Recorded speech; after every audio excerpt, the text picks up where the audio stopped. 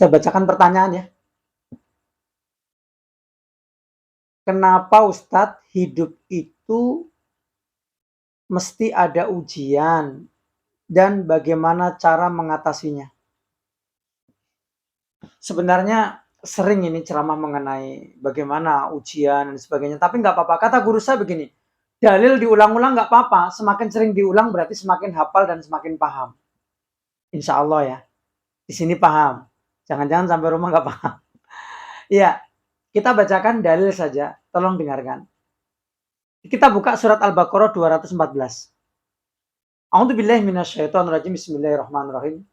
Am hasibtum an tadkhulul jannata wa lam ya'tikum masalul ladzina khalaw min qablikum masathumul ba'sa wadh-dharra wa zilzilu hatta yaqula rasul wal ladzina amanu ma'ahu mata nasrullah ala inna nasri qarib.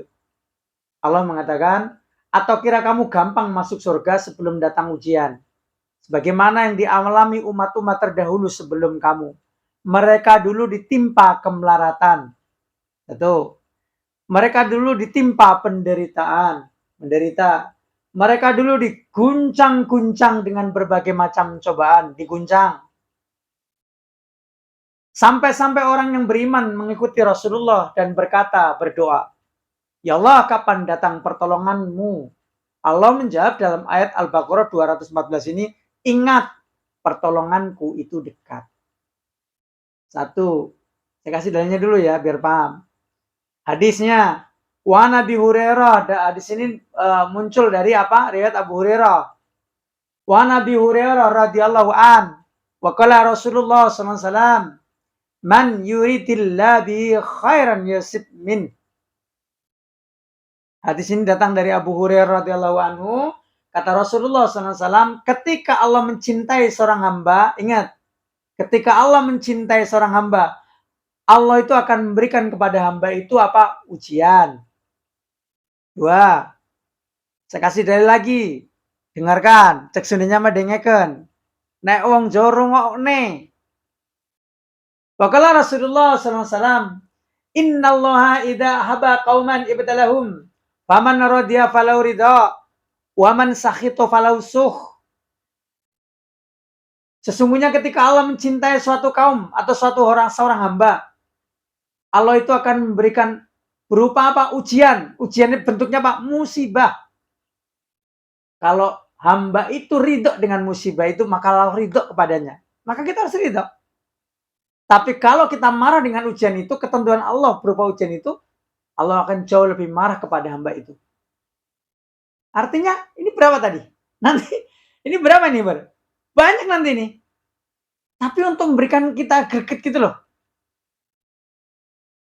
Jangankan kita, yang saya sebut tadi. Nabi nih ngomong nih. Bismillahirrahmanirrahim. Qala Rasulullah SAW. Inna kadzalika yusaddadu alaina al-bala wa yudha'afu lana al-ajr. Sesungguhnya kami para nabi, diuji Allah itu sangat berat. Tujuannya apa? Supaya amal kami dilipat gandakan oleh Allah Subhanahu wa taala. Nabi, Pak Bu, nabi, kekasih Allah. Ya Nabi itu menyadari kalau dia ujiannya lebih berat dari orang biasa karena nanti di sana kedudukan beliau lebih tinggi daripada kita. Nabi. Loh kita, Nabi bukan. Orang alim mungkin jauh, soleh juga enggak pengen dapat ujian itu gimana?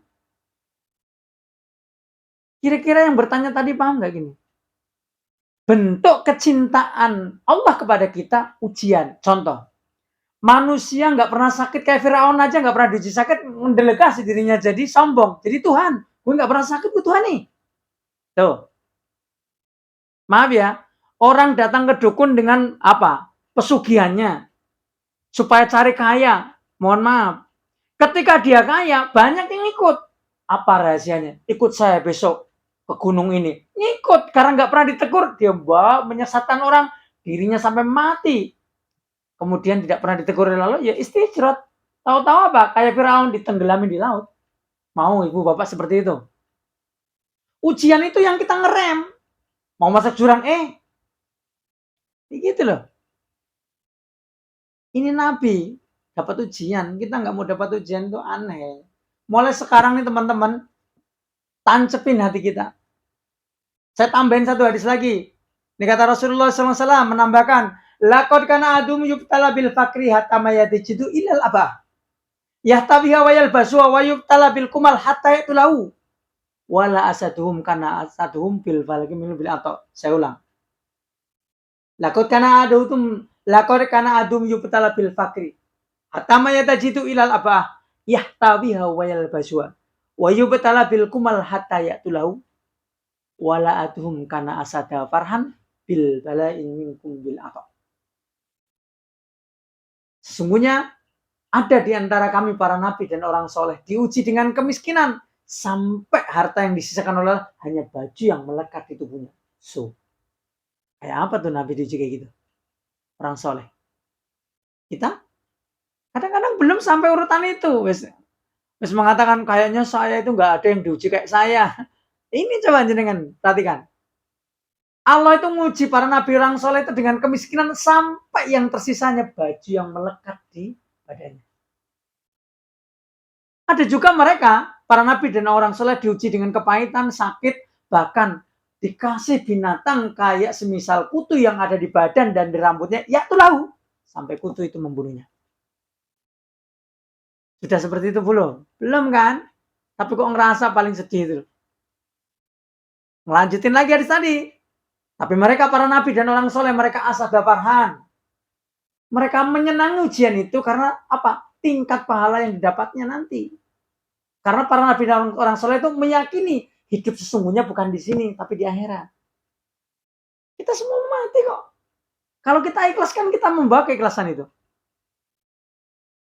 Kita diuji, ikhlas. Nanti di kuburan menjadi penerang hidup kita kok.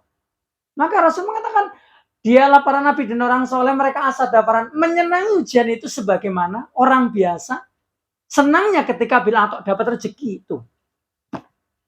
Wes, kira-kira sudah jelas ya. Mulai sekarang, wes lah. Mohon maaf. Mulai saat ini berpikirnya apa? Seperti para nabi, kita adalah umat Nabi Rasulullah SAW. Mereka para nabi dan Rasulullah menyenangi. Mulai sekarang, mulai detik ini, hari ini kita belajar menyenangi ujian. Sebab kalau nggak menyenangi, menderita. Secara fisik, kita itu sakit.